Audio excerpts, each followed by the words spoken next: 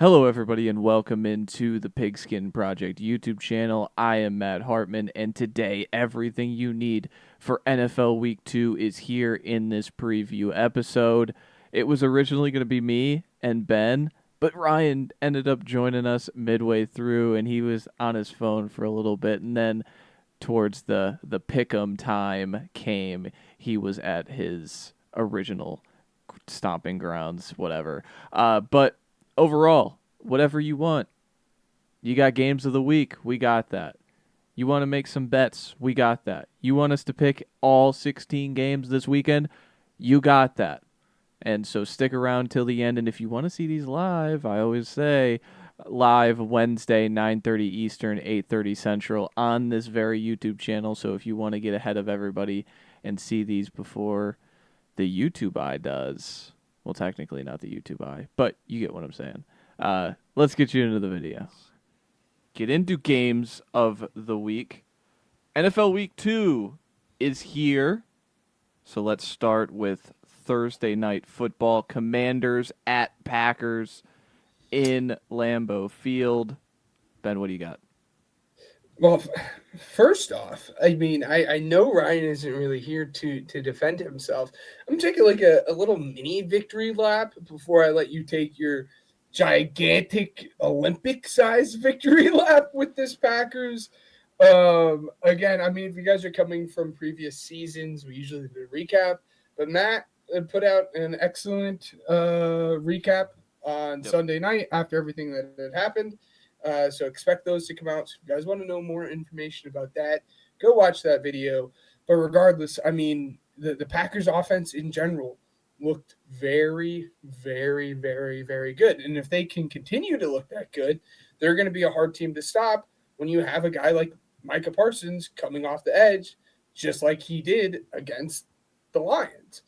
That being said, with Jaden Daniels, he picked up right where he had left off last year. And I'm really interested because I think these are two offenses that most of the time would not struggle to move the ball down the field. And I don't think the Packers really will struggle at all against this Commanders defense. So I really think it just comes down to, can this Commanders defense get stops when they really need it? Because that was the big question mark going into it. They weren't really tested by a team with the Giants this past weekend. This is going to be really their first test to see what that defense has. So, Yeah, I imagine going from Russell Wilson, who, like I've said, he's 36. He still plays like he's 26, but it's somehow like it's so much worse. He'll run around for like 2 seconds and then just check down. Going from that to Jordan Love is a stark difference because Jordan Love will rip it. All right, yes. sometimes a little too hard and sometimes a little too reckless, but that man will rip it compared to Russell Wilson, who has no pop whatsoever. But yeah, you mentioned it. Both 1-0 very convincingly in week 1 against division foes. One much more impressive than the other because one was the Detroit Lions, who won 15 games, and the other was the Giants, who were picking third last year. But you can only play the team that is in front of you. This is a game that I marked down as probably has seeding and playoff effects down the line. You know, this is a game that we could look back in December, and the winner of this game is a leg up over the other just because of, tiebreakers. And then lastly, obviously, I had to mention it. Are the Packers the best team in football? Because my lord, I said it on the recap show. The way they deployed Micah Parsons with this like back injection, where they just deployed him as this final boss, especially on that first drive where he Mm-hmm. he trots on the field for 3rd and 7 and immediately just goes right at Penny Sewell's chest and drives him back into Jared Goff, who had to check it down, who he did that a lot, by the way. That was just incredible. It was a great moment. But last thing on this game is my matchup. My matchup of the week is going to be the Packers offensive line against the Commanders pass rush. This was a Commanders pass rush who had a ton of pressures on Russell Wilson, but again, could not sack the quarterback. They only had 2 sacks on the day, and we've talked about it, Ben. we're shaky on this group. Javon Kinlaw made some plays. I'll say that. But just overall, with the way Love played in structure against the Lions, there's going to be a pretty similar man coverage DNA game plan from Dan Quinn against this Packers team. So if Love's seeing it and he's ripping it, I don't know how the Commanders are going to stop him on the back end unless these front four guys are able to wreak havoc across this offensive line. Do you have anything to add on this game before we move on to the next one? No, I mean you're absolutely right. Again, I mean not to make it about quarterbacks, but it's a quarterback league. I mean if Jaden Daniels can pick up where he left off last week and the previous week, we're going to be in for an absolute treat. And I'm just going to be really interested to see how they deploy Micah Parsons another week, away from that trade. Let's see if we can get even more consistent snaps here in this game. Obviously, so much of it depends on his back and how he's feeling, but it's going to be interested to see, again, how it is another week removed. Yeah, I also just want to shout out my ball knowledge. The Packers currently are plus 750 to win the Super Bowl, behind the Ravens, Bills, and Eagles at 7-1, so plus 700. I got the Packers with the profit boost on the FanDuel Futures Day that happened a few days before the Micah Parsons trade. I got a profit boost on the Packers Super Bowl at plus 2,700. So I am riding high after one football game from the Green Bay Packers. But let's move into two of those other teams that are talking about the Super Bowl. Your Birds against the Kansas City Chiefs. Super Bowl rematch. Plenty of rest, especially for Jalen Carter, who did not play in week 1, which we'll talk about.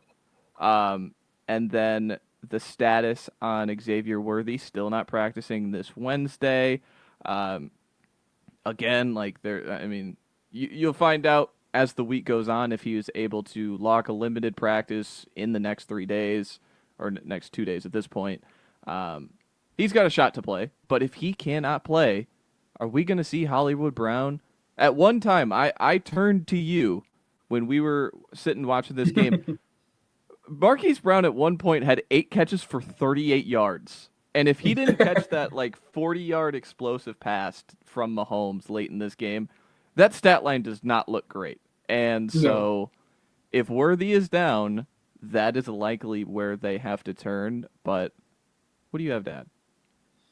No, obviously the big thing was waiting on the verdict. Was the NFL going to suspend Jalen Carter? Were they not going to suspend Jalen Carter? The news officially broke today that they were just not going to suspend him because they considered him, which is the right move. That is my Yes, yeah. They had considered, again, him had served his 1-game suspension because he missed the entirety of that game. That being said, before we get into everything else, that was absolutely despicable. I don't know how you do that to another man. That is arguably worse than just outright punching him. And to be frank, it's crazy to me that it happened twice last week. We'll get into that later. Down to the swamp. Exactly. We'll get that later in the episode. Absolutely despicable. I don't care if Dak Prescott spit towards him and laughed and chuckled at him. Well, yeah, you're just stupid. What are you doing? You're hurting yourself. You're hurting your team. You're doing something dumb. And while the NFL might not have suspended him, I really hope that Nick Sirianni does. But at the end of the day, I mean, Nick Sirianni's whole thing is that he's a culture guy, he's a vibes guy, and I trust whatever he decides is best for them.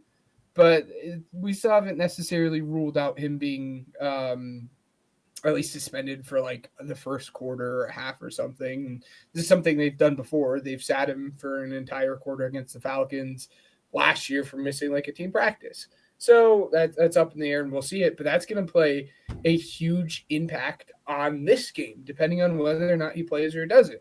Because we had this conversation kind of extensively they just were not able to get after Dak at all.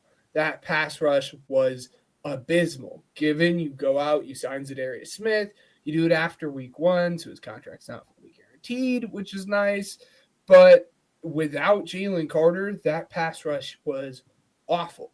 And if you can't get to Pat Mahomes, no matter who he's throwing the football to, if he's going to sit back in the pocket for 5-6 seconds, you're going to lose.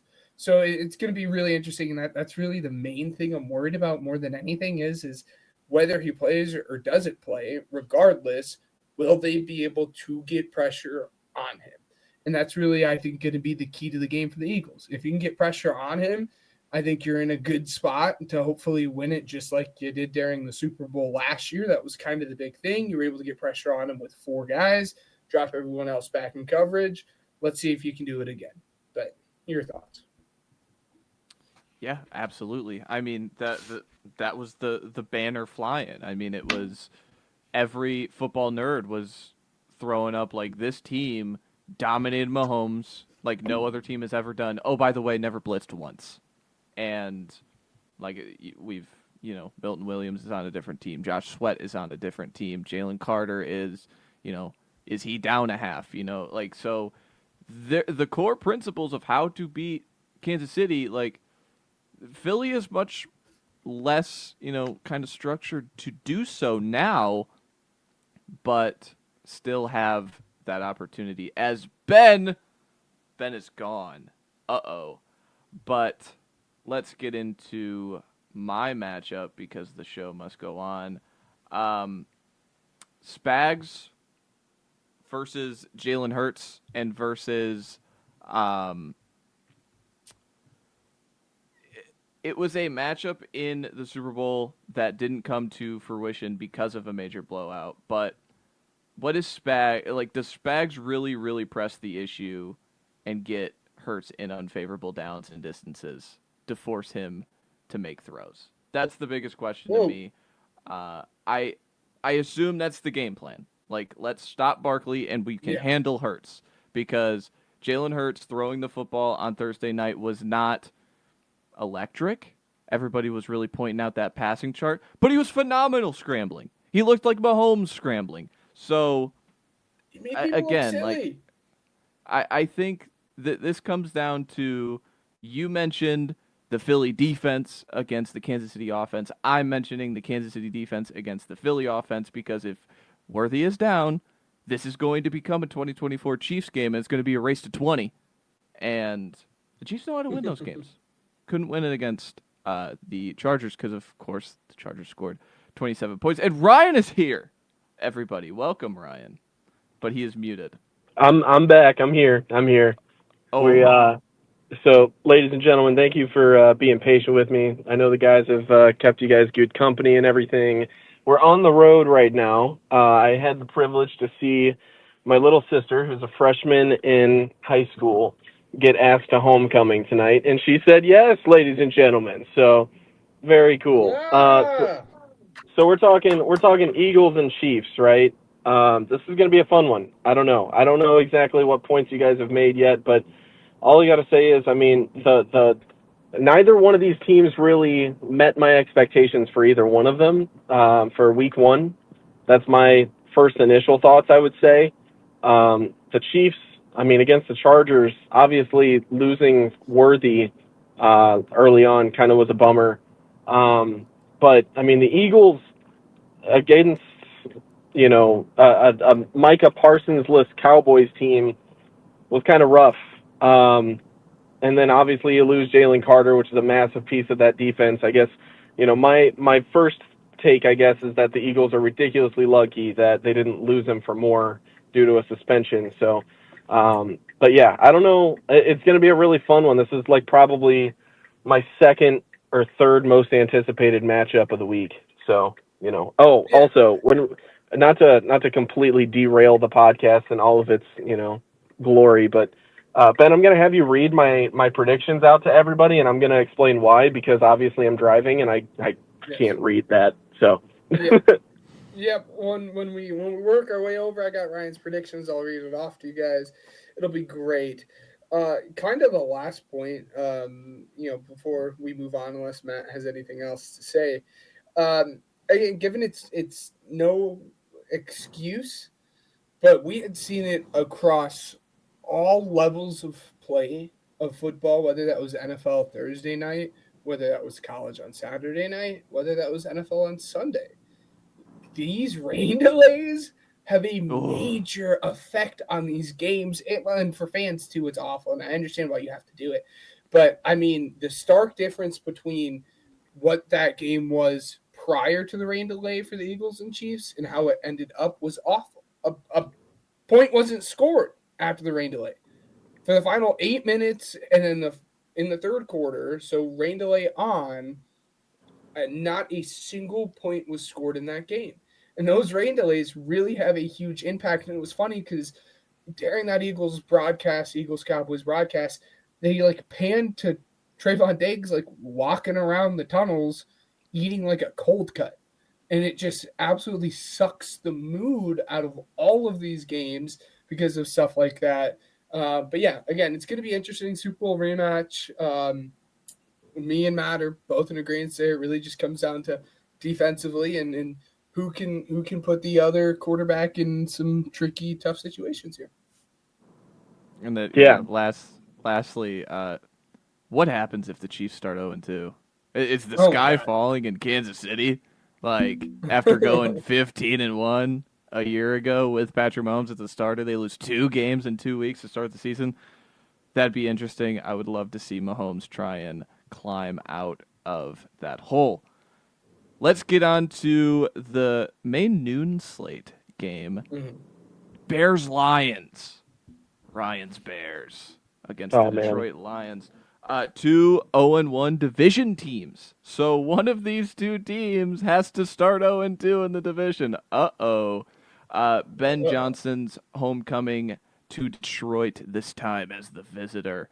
And then does one or both of these quarterbacks bounce back in a major way? I'm going to start with Ryan because obviously we want to hear some thoughts on Caleb Williams and how Monday Night Football went for you, buddy.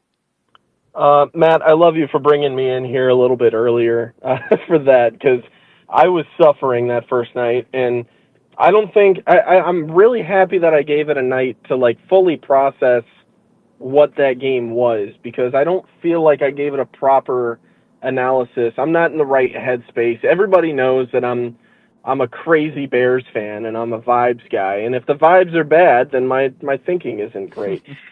Speaking of bad vibes, Panthers, thumbs down. But Bears, yes. My quarterback, not good enough. So the first quarter, right, or first half, I guess. Dude started 10 for 10. That was cool to me, and not to mention that Roma Dunze catch in the first half, and I believe in the first drive, where he scrambled outside of the pocket and was able to make that throw to Rome to where they tight-roped it. These two are getting really good at that, and I'm really, really happy about that. That's what you want to see out of that tandem. I mean, you drafted them at 1 and 9 in the same draft. I mean, 2 top 10 picks. This is something that you need out of them. So, also, I greatly appreciate or apologize for any of the traffic in the background, guys. I hope it's not too loud. But the Bears, they really, really impressed me on the defensive side. That would be my biggest takeaway here. Just because they're missing TJ Edwards, which is their best linebacker in coverage. They're missing. Uh-oh. Oh, I think our caller Top went through a 5 corner. tunnel. Wait, was it that bad? Could you guys understand me or no? no, You couldn't understand me? we could not. You like the defensive effort. Yeah, defense was cool. We're missing a few of our players that, TJ Edwards, good in coverage. Kyler Gordon, our best nickelback, and then not to mention a top 5 corner in the league in Jalen Johnson. I really, really anticipate this team to bounce back after looking at the injury report today. TJ Edwards, I believe, is ramping up to play on Sunday. Jalen Johnson was off the injury report as well. Kyler Gordon was one of those players that was out, so that's unfortunate. And then I believe Grady Jarrett also took some time off, but I don't anticipate him to miss any time. So going into this matchup for the Lions, these are two teams that both teams didn't look great against their divisional opponent. And obviously both of these teams are extremely hungry to get at each other. You got Ben Johnson, like you said, coming from Detroit, making his debut not only against the Lions, but at Detroit. It's a huge matchup that I can't wait for. But yeah, I mean, I could dive into Caleb, I guess, a little bit while traffic dies down a little bit by us. This quarterback, man, it's finally raised some concerns to me. It's at that level to where I'm not out on the guy. It's clearly week 1. It's way too early to be out on the guy. But those accuracy issues that we talked about last season are popping up. You're missing screen passes that should be hit. You're missing passes over the middle. You're throwing hospital balls to your number 1 receiver in DJ Moore. These are things that, need to be ironed out over the season, and some of these players are going to get hurt because of it. And other concerns that I have, Jonah Jackson played like crap. You already extended the guy without seeing him play another snap, and I can't stand it. This right guard that we signed or traded for, even worse. Just didn't play well, and as a result, Darnell Wright kind of having to overcompensate, in my opinion.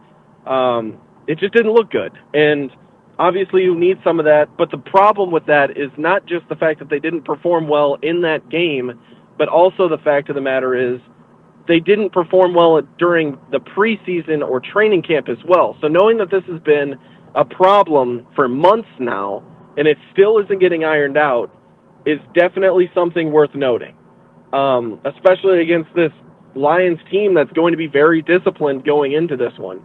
Now, I'll talk about J.J. McCarthy for a second, and I guess this is just a hot take, but the kid's not that great. He didn't prove anything to me. He threw for less than 50 yards in the first half. He got completely shut down by not even a fully healthy Bears team, and he was gifted the NFC Player of the Week on the offensive side. That is absolute bullcrap and pure favoritism and pure rage baiting from the NFL as a whole. And I think that this is completely out of left field when it comes to, hey, we're going to go ahead and just throw this in the kid. Well, congratulations on having a decent fourth quarter, but what happened for the rest of the, 75% of the game?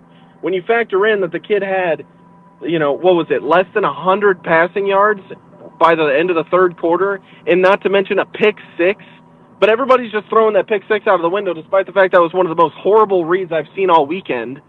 And, that we're just, it's J.J. McCarthy and it's Kevin O'Connell and they won the game. That's all fine and dandy and everything, but, the Bears lost this game more than the Vikings won it. And that's what I'll leave it at. Okay. Well, this is electric, dude. He feels like a caller on a radio show in Chicago, just letting everything roll, dude. No, it is. It's fantastic.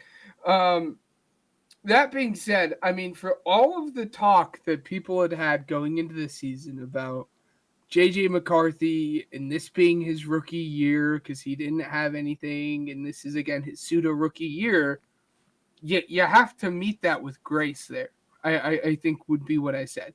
Again, there was a clear from the first, 2.5 quarters, that final, 8 minutes in the third and fourth quarter, there was a change in the kid. You saw him get comfortable. You saw him adjust to the speed of play. Again, I think, it's easy to say, well, he looked bad. Well, yeah, he looked bad. It was his first ever game action in the NFL. That being said, I don't want to focus too much on the J.J. McCarthy of it all. We'll jump over to the Bears here. As you said, the big concern for me with the Bears really is this was supposed to be the offensive line that was supposed to be great, and this is finally supposed to be the year. But as me and Matt had said, going into the season, Jonah Jackson was just flat out bad. And we knew that as soon as the Bears traded for him. And Darnell Wright didn't look great. And the awesome thing with that was that allowed you to see all of that amazing off-script stuff that we had talked about in the film breakdown with Caleb. And it's all fine and dandy when you can do all of that amazing stuff. But if you can't get the simple stuff down, like your rhythmic passing, it's going to be bad. And that's when you're going to start getting into a world of trouble. And that's exactly what happened. So I'm really interested to see going into this week against the Bears when Ben Johnson does face his former team. Can he calm down his young quarterback a little bit? Can he get him to be able to make these easy plays? Because we know that you can do all the special stuff. Now let's do the easy stuff here. And that's going to be the really, really big thing. Can we neutralize Aiden Hutchinson, given he didn't look amazing last week? But can we give this kid enough time to allow him to do the easy stuff? And that's really what I'm going to be looking here in the Bears and Lions game. But Matt, what do you got? Yeah, I'll speed on through this. The run game. I think the run game on each side needs to be much, much better. Both teams in week 1 couldn't run the ball. The Bears had a success rate of less than 20%, which was the worst of any team in football. Basically, what success rate is what is your percentage of gaining EPA on a given run? And runs, you don't really gain a whole ton of EPA unless it's a 4+ yard carry, but they had a less than 20%, which is ridiculously bad. So 1 out of 5 runs were good. 4 out of 5 runs were bad. And most of those were Caleb scrambles, to be honest with you.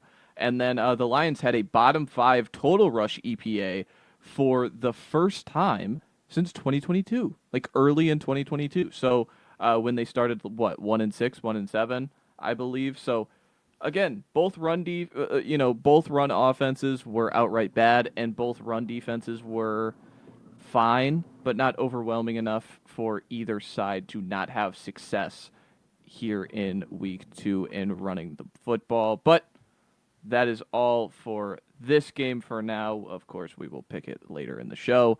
Let's get into... I can't believe this game is going on at the same time as the Super Bowl rematch. Broncos Colts. Like, this is my game of the week. I am so excited for this game. The 2 literal best defenses in week 1 by DVOA and EPA. Just outright dominant defenses in week 1. These are 2 shaky against pressure quarterbacks. Movable object meets, what's the, irresistible force, whatever. I don't know. I'm just yapping, dude. I'm just pumped for this game. And then status on Dre Greenlaw. He did not play in week 1 for the Denver Broncos, and he is DNP on Wednesday. So we may have to wait another week on Dre Greenlaw playing for the Broncos Orange. But, Ben, what do you got in this game? Again, I'm going to continue kind of picking the low-hanging fruit here with the quarterbacks.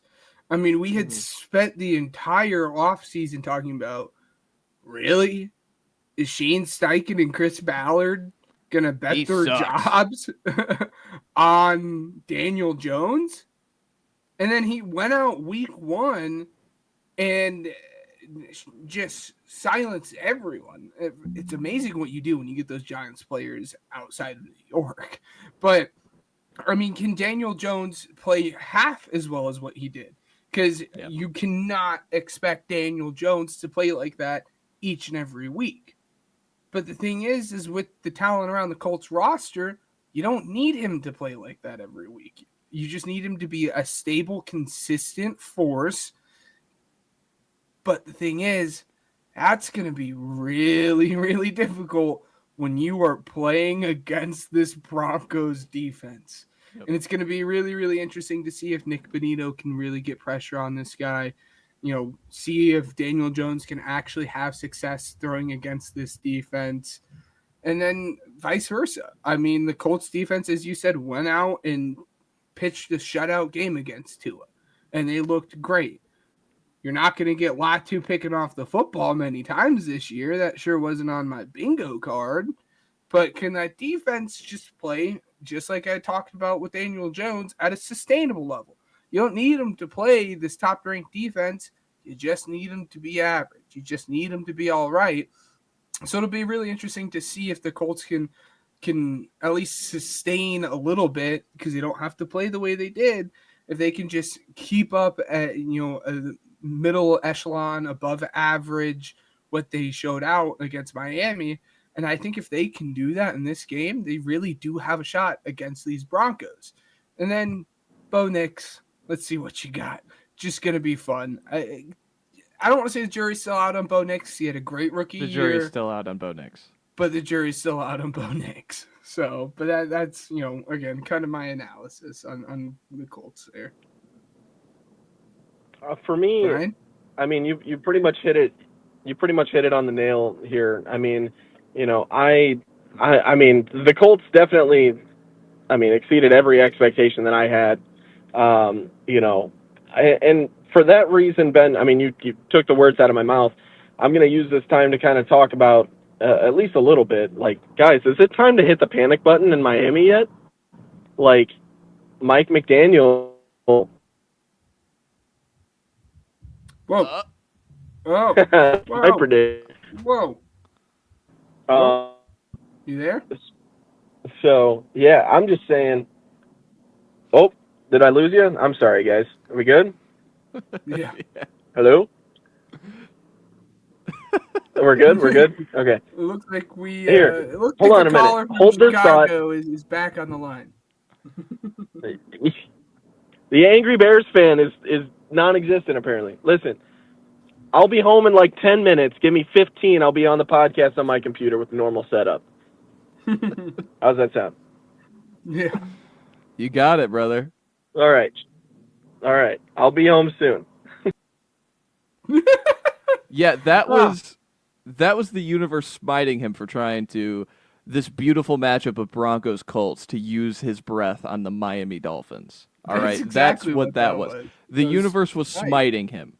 All right, I just want that to be known. Okay, I was not going to use any of my breath talking about the Miami Dolphins because they are a blank show. Hey, we did tell you to take the under 7.5 wins on him. That's all I'm gonna say. Yeah, and then I picked him in the parlay last week. But yeah, my matchup this week. You talked about Daniel Jones against the Broncos defense. I knew you were gonna go there, so I went the other side. I went Bo Nix versus the Colts defense. Bo Nix once again against Lou Anarumo. They faced off on that Saturday Classic. Remember last year against the Bengals.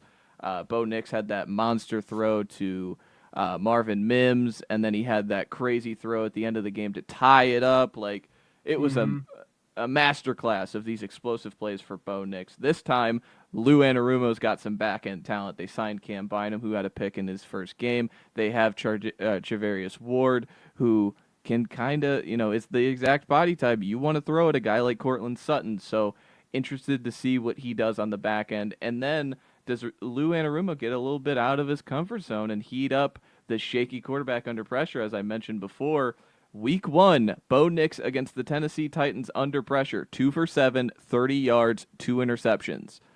Not good. And this was a quarterback who last year was bottom 5 by any advanced metric you looked at against the pressure. So, again, like, I think this Colts defense can really get after you if you let them. And can they do it with 4? We still got to find that out, because Miami's never going to hold on to the ball too long that, we're going to be able to see these guys get upfield. But against a team like the Broncos, Bo Nix has a high time to throw. He likes to hold on to the football, try and make things happen. I think the Colts got the recipe to get this one. Timeout. Make sure you like, subscribe, comment, do all those things. It really, really helps us out. It helps push out the algorithm to so many different new fans of the channel. But I'll let you get back to the video. Okay. All right. I have mine. I have Ryan's. Nice. And then once we do mine and Ryan's, we can get to Matt. We probably won't time this up perfectly, but he won't have to catch up too much. Yeah, he won't have to catch up too bad. Again, for those who are not watching live, we do this Wednesday night. So a majority of like your passing lines, your rushing lines, your receiving lines are not out. So it's just a whole lot of spreads, a whole lot of money lines, and then maybe if you're feeling, a line that really, really piques your interest for the Thursday night game, or if you're lucky, maybe there'll be a line out for Sunday. But that being said, we'll jump right off the bat for mine. Um, Recap really quickly, guys. I'm sorry for last week's line. I had the Dolphins in there. Dolphins money line. That was bad. We trolled. We trolled last week, guys. Yeah, we trolled. We were tricking you. We told you guys not to listen to us. And I also had ASU covering 6.5. Yeah, they lost. Rat line, Out. brother. Rat line. Yeah. Hey, I tried to cash out too, and they were up. They wouldn't let me. But oh well. Getting into my line, we're doing Bengals money line at -108. That spoils obviously my pick for that game just a little bit. But that's a-okay with me. Bengals money line at -108. Like I said, we're gonna take the over on Jordan Love's rushing yards for the game. It's only 5.5.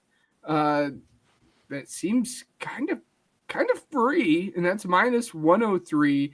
He looks like a baby gazelle out there, the way he tried to stop in that Lions game and slide. It was bad, but I still think he can pick it up. I mean, he's an athletic quarterback. You don't need him to rush for a crazy amount. And then this doesn't spoil my prediction at all, but I do have the Bears covering the 6.5 line there. That's -118 for the Bears.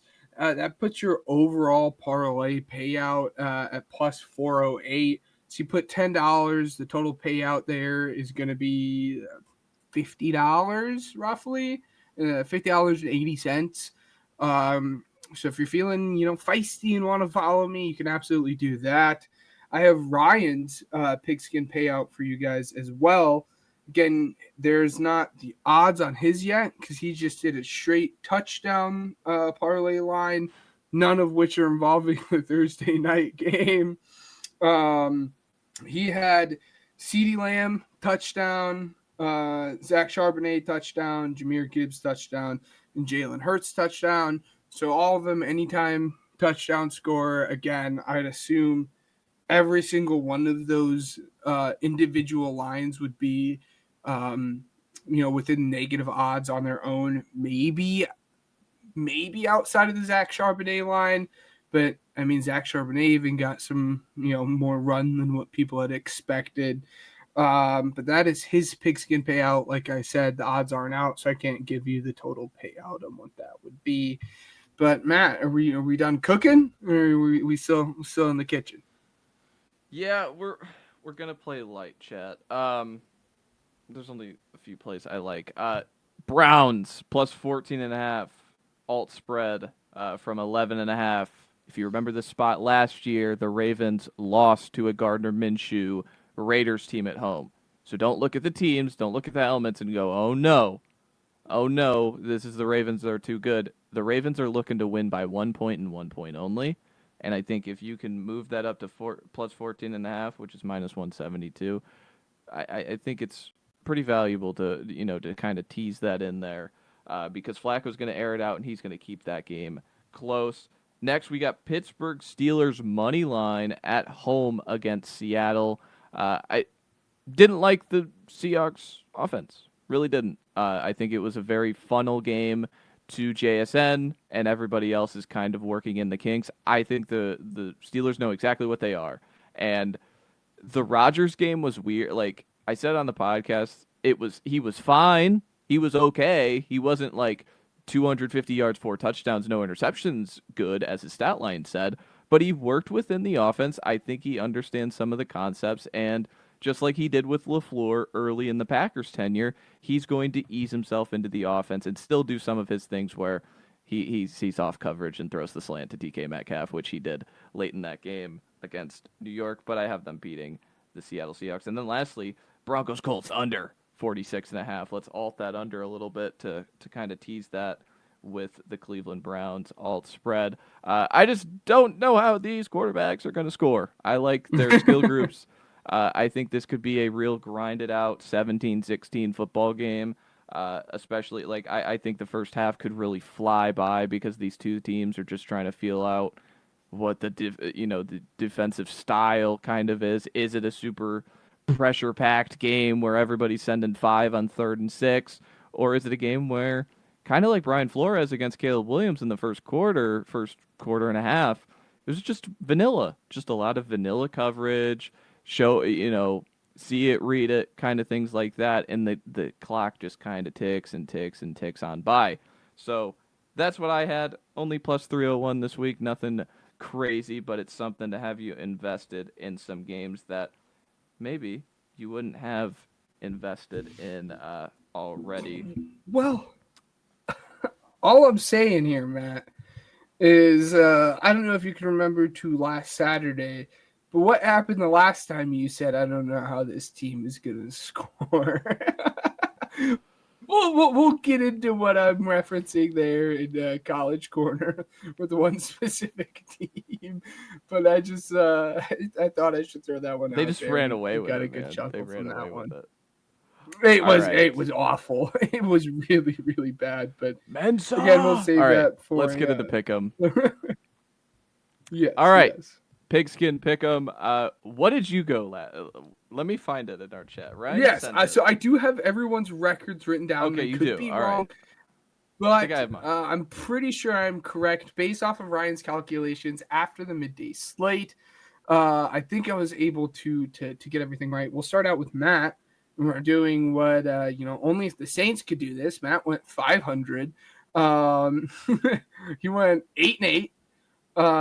Ryan went 9-7, and your reigning current champion, not reigning, I guess, but current champion, me, going 12-4. I feel pretty proud about myself. That being said, I don't think any of us won or put any points in the column in terms of our underdog picks. So we're still waiting for someone to get points in the column there. We'll see if someone can do it this week. But Pigskin Pick'em time. All right. Let's get in to the Pick'em. Obviously, number one, Thursday Night Football, Commanders at Packers. Packers favored by 3.5. Ben, what do you got? Yeah, I have the Packers winning this one. Again, as we had talked about, I think there are two offenses that are very good, but at the end of the day, I'm going to go with the defense that I can trust on more. That is going to be the Packers. And just like you guys heard in our intro, pigs have flown. Ryan will also go with the Packers here in this one. Shocked to hear that. Yeah, I think this is funny. On his birthday, his two ops are playing against each other, Jaden Daniels and the Packers. I'm going to take the Packers as well. Obviously, I think they're the better team, and even like at 3.5 at home, I think there's a world where this offense could run over this defense because this defense got older and worse, in my opinion. So we'll see how that goes. That could be clipped out pretty bad, but yeah, we're all going Packers. Next, I have we talked about it. Bears, Lions. Lions favored by 6.5 at home. I'm going Lions. What do you got? Yes, I'm going Lions as well here. I just I can't expect them to be as sloppy as what they were last week. And again, I think the pressure is just going to get to the kid again.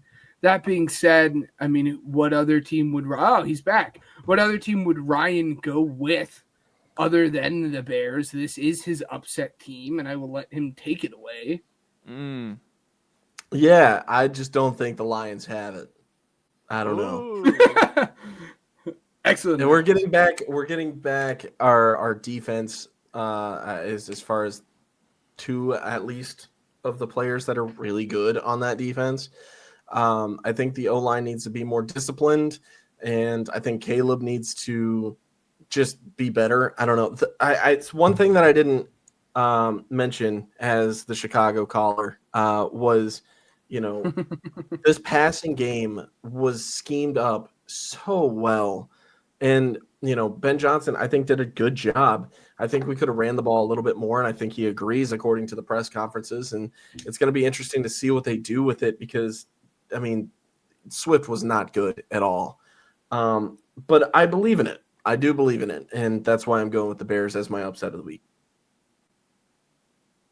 There you go. All right, and then we get into Giants Cowboys. Cowboys favored by 5.5 at home. Again, I'm taking the Cowboys. I'm taking the favorite. Yeah, this one seems easy. I'd be shocked if we didn't clean sweep this one.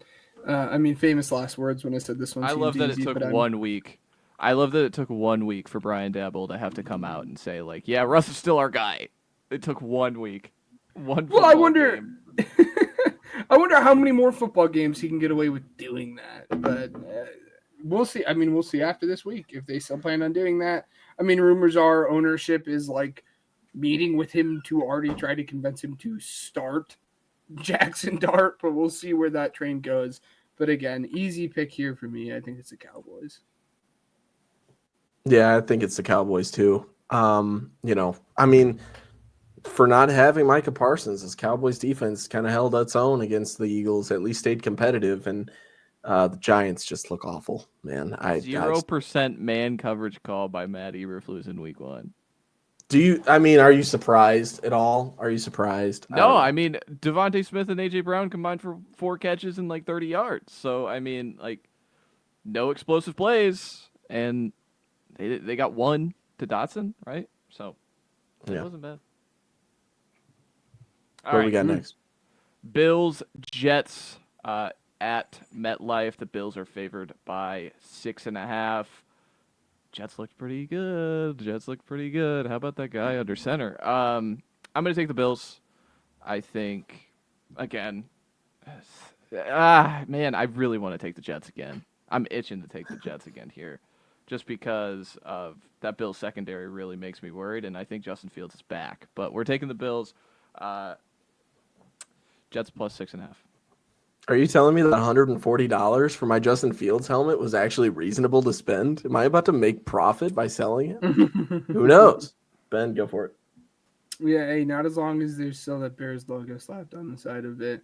That being said, Matt covered it very well. Absolute shootout. The Bills offense was fantastic, and I think that's just going to continue to, be the case all season long, especially against what the Jets put out on defense. I'm going Bills all the way. Nice. Bills for sure. Yeah. Sorry. I don't know. They beat the Ravens, and that's the best team in the league, in my opinion. That was an amazing comeback. That was awesome. Easy pick for me. I'm sorry, Justin, but it's just not happening. Rams at Titans. Rams are favored by 5.5. Again, one of these awkward touchdown spreads here. I think I just continue to go chalk. I'm going Rams. I like their pass rush against the rookie quarterback. Again, Cam Ward.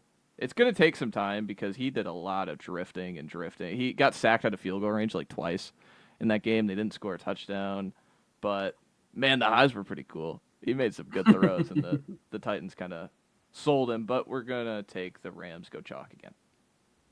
Yeah, we're lockstep here, just we have in all previous games. Going chalk, Rams. Yeah. All right. Jaguars at Bengals. Bengals favored by 3.5. Sorry, Cincinnati. I am taking Jacksonville. I think the fives. Fives are better in Jacksonville right now. The Bengals 7 total second half yards against the Cleveland Browns. And if the kicker for the Cleveland Browns doesn't A, miss an extra point, and then B, miss another chip shot field goal later in the drive, and then 2 Joe Flacco tipped interceptions, the Browns are beating the Bengals last week. But we don't talk about that. The Bengals are 1-0. I think the Bengals are always due for September slip-ups. The Bengals, this is their preseason, all right? 31 other teams play preseason in August. They play it in September. I'm taking the Jaguars, and they are my upset. There it is. I think we saw their September slip up last week. They just got lucky that it happened against the Browns, and they're going to learn from it. This offense is going to start out slow, as we've seen. They pick it up. I mean, it's 7 total yards of offense in the entire second half for the Bengals. Yikes. That being said, I think they're going to bounce back, and I think they're going to look great. Bengals. Yeah, I also have the Bengals here, but I'm. Oh no! Oh no! Dude, he's crashing. The caller from Chicago. Am I starting to believe a little bit? I think so. I don't know. Whoa! What? Okay. What are you starting to believe? All right. Week 1 overreactions. Take it with a grain of salt. Like you glitched for 10 seconds. What irrational thing did you just say in the last 10 seconds? I said, "Am I starting to believe?" I don't know. Here we go. What? Like, whoa, Trevor Lawrence and the Jacksonville Jaguars. Oh, whoa! So you picked the Jags. There you go. No, I picked the Bengals. Right. I picked the Bengals. Okay. I said he was all right in week 1, but 70-yard rush by ETN really helped everybody out. I'm picking the Bengals strictly because I think Joe Burrow. Dude, I'm going back and forth with this one. I'm going with the Bengals, and yeah, I said that this was almost my upset of the week. So I don't know, but it's rough. Yeah. Right. Next game, yeah. Patriots, Dolphins. Dolphins are favored by 1.5 at home. How on earth? Good God, man. I guess it's the home thing. I don't want to talk about either of these teams because week 1 for both teams was pretty bad. And I think the thing is like Vrabel's calling card was making sure everything felt stable. They felt anything but stable against the Raiders, especially in the second half. The Dolphins, dumpster fire. Who's more of the dumpster fire? That's why I'm taking the Patriots, because I think the Dolphins are the bigger dumpster fire. Yeah, I'm right there with you. I mean, who on earth could have ever foreseen that bringing back Josh McDaniels? No money will be on this game from me. No money at all. But who could have foreseen that bringing back Josh McDaniels could have went awful and terrible? Not me. No one. That being said, I mean, this is my upset of the week. This one kind of felt almost a little too easy for me. I'm going Patriots, and again, upset of the week for me. I'm also going Patriots. It's not my upset of the week, but I just like the Patriots more here. Do you think the Patriots honestly are favored by Sunday morning? I think so. I would imagine. It's at least like that weird where both teams are minus money and nobody wants to bet on it kind of thing. One of those situations. I want to see how the money comes in, because the Dolphins at home early in seasons, because it's so damn hot outside, they're pretty decent. So, not talking myself into it. No money will be on this game. But let's move on. Browns at Ravens. Ravens favored by 11.5. Give me the Ravens money line. I talked about the Browns, taking them in Pigskin Payout plus 14.5. I think this game is close, but again, I think the Ravens are going to win by 3-6. Something where it's like, oh, too close for comfort, but Baltimore gets the W. Absolutely. I couldn't have said it any better. Yep, I'm with you.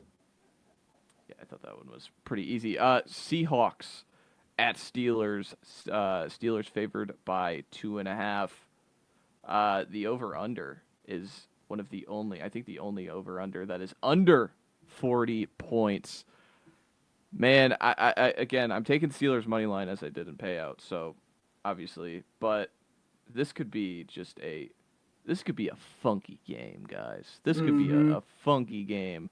I want to see what Mike McDonald does to old Aaron Rodgers in the pocket. Does he really heat him up with some pressure packages? Because he's not known to do so. He kind of just does vanilla things, but he kind of rotates little things. And with Eamon Worry out, I wonder how that goes. But Steelers, I yapped too long. I agree. I think this is gonna be a funky game, and for that reason, I'm going Seahawks here. This is almost like what I was gonna designate as my upset of the week. Jeez, did that Steelers defense look very, very bad? And again, I'll leave it at that so I don't go too long. I think the Seahawks are going to win this one. Seahawks. Woo! Yeah. Seahawks. Ooh. Yeah. Go 12th man. Solo. Riding solos on the Steelers. And then the final noon slate game. Niners favored by 2.5 at New Orleans Saints. Obviously, Brock Purdy likely not going to play. Obviously, George Kittle likely not going to play, or is not going to play because he is placed on IR. Saints have their own injuries. Julian Blackmon out for the season. Chase Young has a calf injury. Trevor Penning's not going to play left guard. So these two teams are already feeling the effects of the season wear and tear in week 2. If there was ever a game for the Saints to get somebody, it's with Mac Jones starting. But I'm going to take the Niners here. Yeah, with all that being said, I am also going to take the Niners here. Niners. Yeah, clean sweep there. Oh, man, we're all taking Mac Jones. I don't like that at all. Ugh, gross. Flip. I'm flipping Saints. Okay. Then we get into Panthers, Cardinals. Cardinals are favored by 6.5. This is the first of the 3 afternoon slate games. Give me the Cardinals. Yeah. They weren't great against the Saints, but I think they're better than this Panthers team. No, I'm right there with you. I think they're better than this Panthers team. This game is going to be, I don't want to say a snooze fest because, we're football's back. But, yeah, it's definitely better games going on during the time. But I'm right there with you. I'm going Kyler Murray and the Cardinals. Yeah. I'm going Cardinals as well. Yeah, I had to check it. I'm not the vibes guy anymore, apparently. I don't know. Yeah, you're now the caller from What did Chicago. you have to check? The vibes. 5 meter. I have listen, I don't have everything written down because I didn't know if I'd be on the podcast tonight. So normally, I have some notes, but I don't have everything over here. So I literally have my text messages with Ben, just over here to kind of make sure everything's all good. So, yeah. Did you check the vibe meter? Vibe's cold. Broncos at Colts. Broncos favored by 1.5. This is pretty much a pick 'em. I'm taking the Colts. Give me the. I'm taking Broncos. Taking Broncos. Yeah, Sean Payton's defense. It's gonna be great. Broncos. Yeah. And then we get into Eagles Chiefs, the headliner of the weekend Super Bowl rematch. Jalen Carter is back to go and try and sack Patrick Mahomes. The Chiefs are looking at an 0-2 record to start the season. I'm taking the Philadelphia Eagles here. I think they just win it in the spot. Wow, I'm shocked. I mean, you had mentioned that 31 teams play preseason football, and the Bengals are the only one who don't.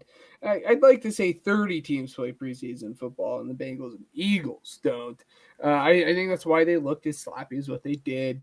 They're really in a beneficial spot because of all the injuries. So hopefully the cornerback 2 spot doesn't look as bad as what it did. But I will be going with my birds. How could I not? Eagles. So I, of all people, am the only one on this podcast going with the Chiefs. Okay. Shocking. I'll roll with it. How does that make you feel? I feel like a horrible person, Ben. It's not great. I'll tell you that much. Evil in my body. I feel gross. Falcons. You know that one episode of SpongeBob where he's got the green side on the other side of him? That's what I feel like I just let out. Yeah, I didn't like that one. You're so mean to everybody. Falcons at Vikings. Vikings favored by 3.5. Sunday Night Football rematch between Michael Penix Jr. and J.J. McCarthy from the national championship game 2 years ago. Obviously, these guys both have less than 5 starts to their name, and they're already getting the Sunday Night Football tag. This could be some bad football. Give me the Vikings, just because I think of the 4 units, the Vikings offense against the Falcons defense, I feel the most confident in, if that makes any sense. Yes, no, that's the exact same reason that I'm going to go with the Vikings again. And JJ gets it done again against Michael Penix. Yeah, I'm going with the Vikings here. Are they just going to be this team that Wow. wins ugly? Like, yeah. And let me tell you, I'm going I with mean, the that's a Vikings stand because for their Jimmy defense, not because McCarthy. that crummy quarterback they have back there. Mind you, he's played one game. Anyways. Yeah, it's not a good one. Yeah, Best win percentage in NFL history. Yeah, buddy. And then some are we get saying. into no, it's the truth. Then we get into the doubleheader Monday Night Football that This is gross. Matt despises. I hate Yeah. it. I absolutely despise doubleheader Monday Night Football. But they spaced it out good. All right, one starts at 6, one starts at 9 Central Time for me. It Good could be God. different for you, but I like that. So if you're tuning into the end of Bucks Texans, you're not going to miss a lot of Chargers Raiders. You're going to miss what, 2 drives, and you could probably pause it and skip the commercials. You know what I'm saying? That's the way to do it. I'm rambling. Bucks Texans. I'm taking the Texans. I like the Texans in this spot. 0-1. They need a get back game. I'm taking the home team. Whoa. I'm taking the Bucks here. I mean, Emeka Buka looked great. That Texans offensive line looked awful. Welcome to Kamari Lassiter Island, Emeka Buka. Yeah, that's why I am going with the Bucks here. I think Baker Mayfield has enough juice to get it done. This defense is going to tear the Bucks apart. Give me the Texans.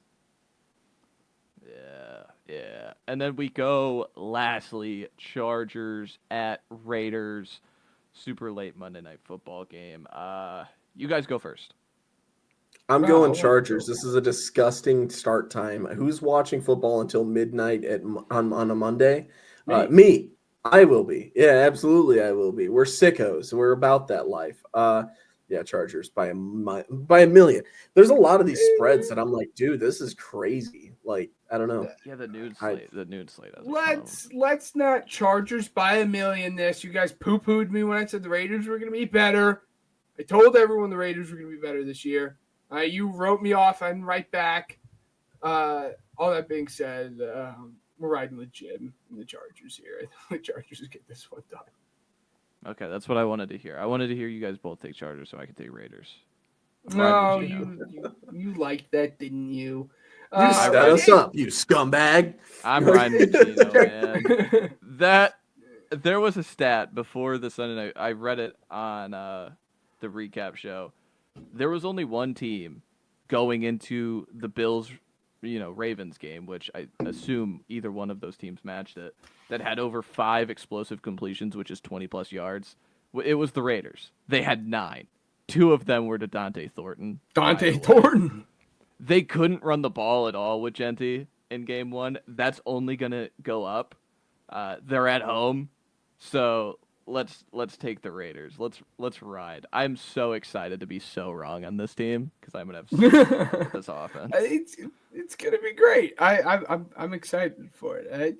I these are 2 of my loves in terms of teams that I thought were gonna be able to take that next step this year. So it was hard. It was like picking between my children here.